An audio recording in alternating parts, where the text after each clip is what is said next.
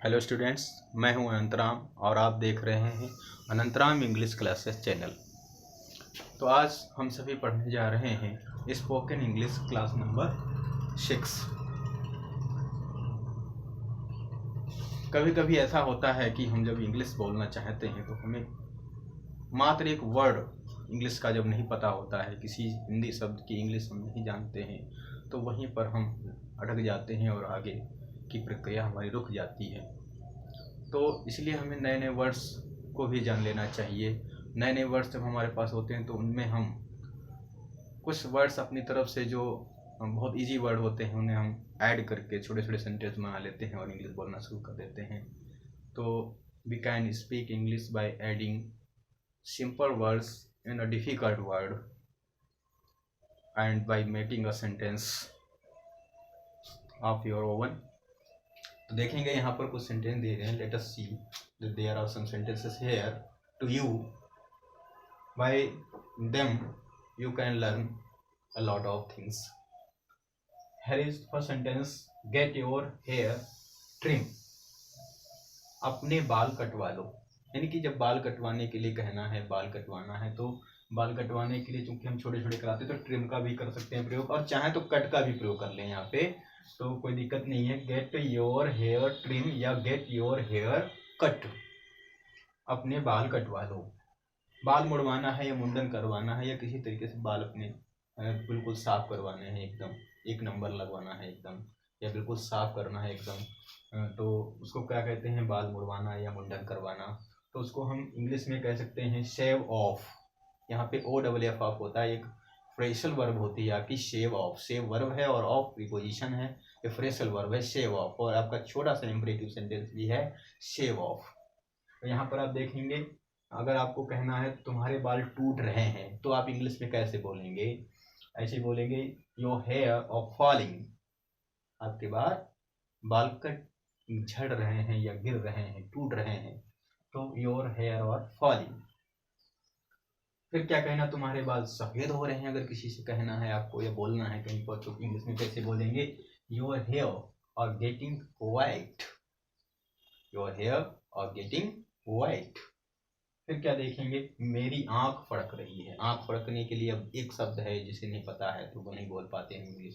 तो आंख फड़क रही है, इसके लिए होता है पॉपिंग, POPPING।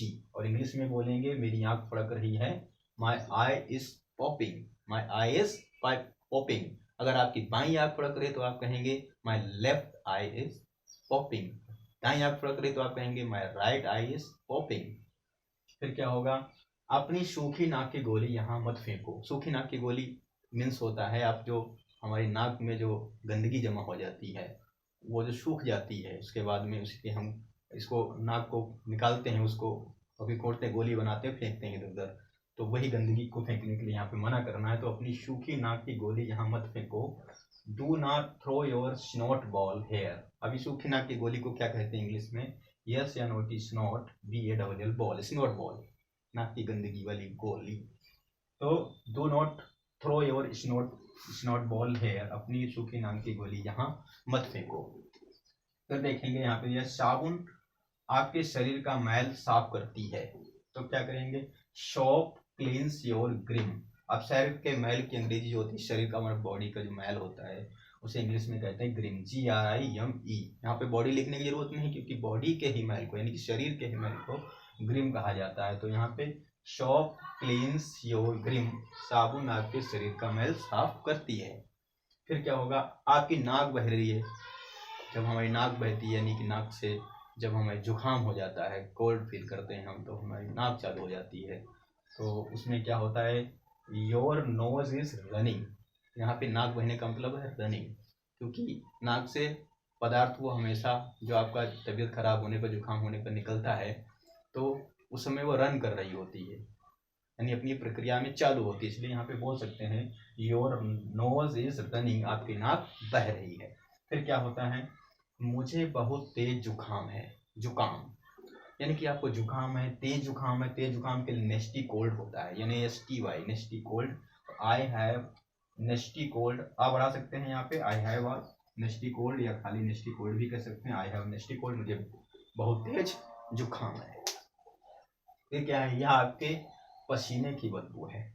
पसीना होता है हमारे शरीर से निकलता है, पसीने की इंग्लिश क्या होती है, स्वीट होती है, SWEET, स्वीट। एक SWEET वर्ड होता है, उसका मतलब मिठाई होता है, मीठा होता है, लेकिन यहाँ पे डबल ई की जगह पर EA है, यानी कि एक ए आया है यहाँ पे ए की जगह पर, तो यहाँ पे हो गया है स्वीट सीना।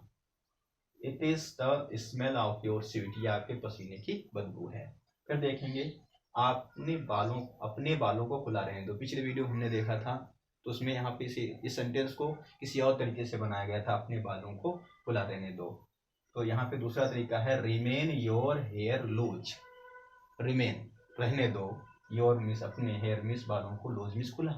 तो यहाँ पर क्या है, अपने बालों को खुला रहेंगे। यहाँ पर जो सेंटेंसेस बनवाए जा रहे हैं, कोई जरूरी नहीं है आप इनको इसी तरीके से बोलें, डिफरेंट मीनिंग्स होती हैं, डिफरेंट वर्क के लिए डिफरेंट मीनिंग्स होती हैं, डिफरेंट थिंग्स के लिए डिफरेंट मीनिंग्स होती हैं। तो आप कोई ज़रूरी नहीं है कि उसी मीनिंग का प्रयोग करके आप सेंटेंस बनाएं।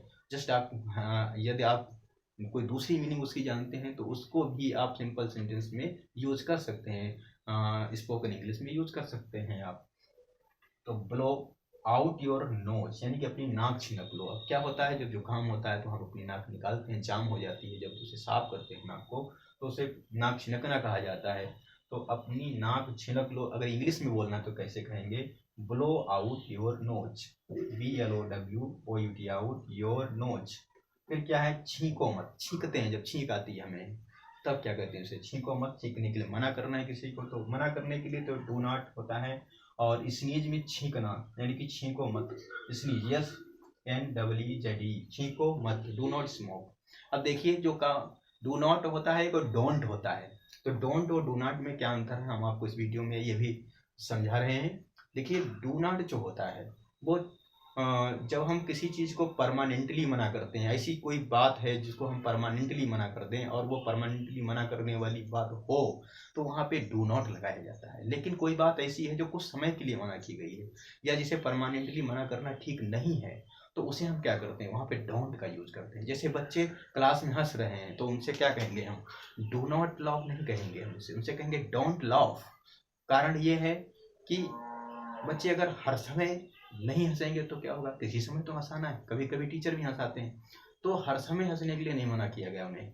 उस समय जब उन्हें पढ़ाया जा रहा था, उस समय शरारतीपन तरीके से हंसने का मना किया गया है। तो क्या है, यहाँ पर हो जाएगा don't laugh in the class, ठीक है।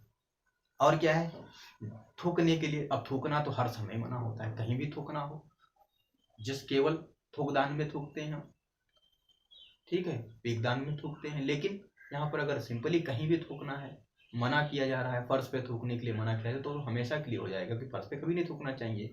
Do not spit on the floor, यानी कि फर्श पर कभी मत थूको। डू नॉट का मतलब कोई काम, ये काम करो ही मत, बिल्कुल मना है। डोंट का मतलब यह है इस समय के लिए मानो, इस एरिया के लिए मानो, इस जगह के लिए मानो, ठीक है।